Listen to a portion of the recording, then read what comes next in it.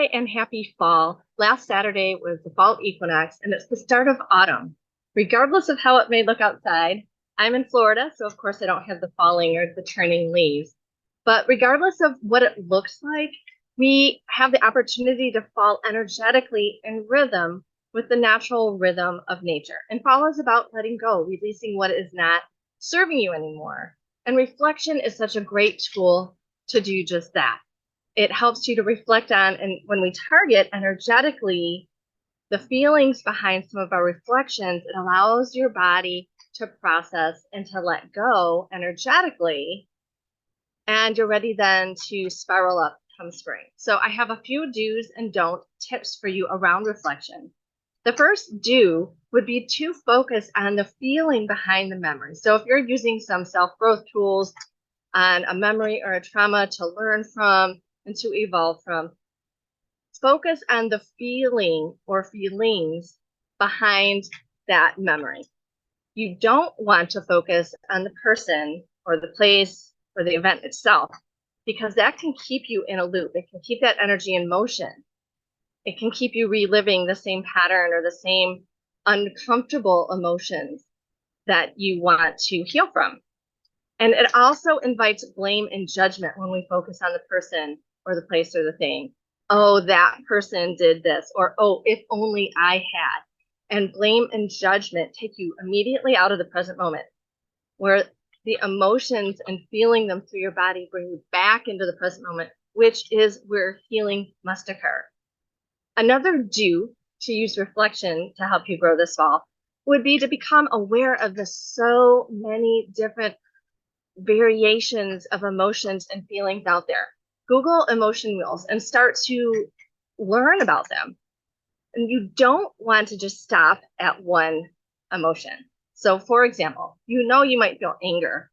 Don't just stop there. Use the wheel and use other resources to find out what other emotions there are so that you can see if you align with them. Like for example, anger, you might find out, is more about being lonely, being left out of something, maybe jealous that other people get something what you feel you deserve. So there's so much opportunity to narrow down the emotions. Why do we want to do that? Because then your myriad of tools and practices to process emotions or mindfulness practices to make you feel better emotionally, that can stop you at a level that is not going to get to the core. So if you're focusing on anger, but the core emotion, the frequency is loneliness or feeling left out, there's not going to be that healing interruption of the exact frequency. This is the quantum energy in motion. You want to get to the smallest, the minute, the core, the root energy in order to shift it. Once you find them, have an emotional release activity. Do something that you enjoy. Don't just do something that other people suggest works for them unless you find joy in it. Maybe you're not one to journal. I don't have patience to handwrite anymore. I could maybe type. So journaling wouldn't be my choice of an emotional release technique. Dancing or music aligns with me. Maybe it's cooking or gardening. The activity doesn't matter as much as the intention to focus on the emotion, to let it release from your system while you do it.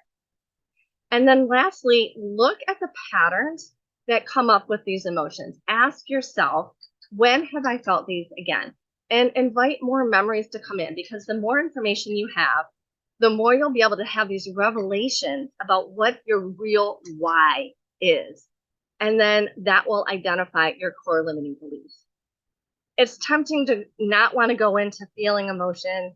It can be uncomfortable, but you don't want to overthink it. You don't want to think you know your limiting beliefs. It's your emotions that are going to really clue you in to what it's about. And the beauty of it is when you use these emotional techniques that align with you, you don't even have to think about it as much. It just naturally will allow your body to release these chemicals, shift it, and you'll be able to spiral up come spring.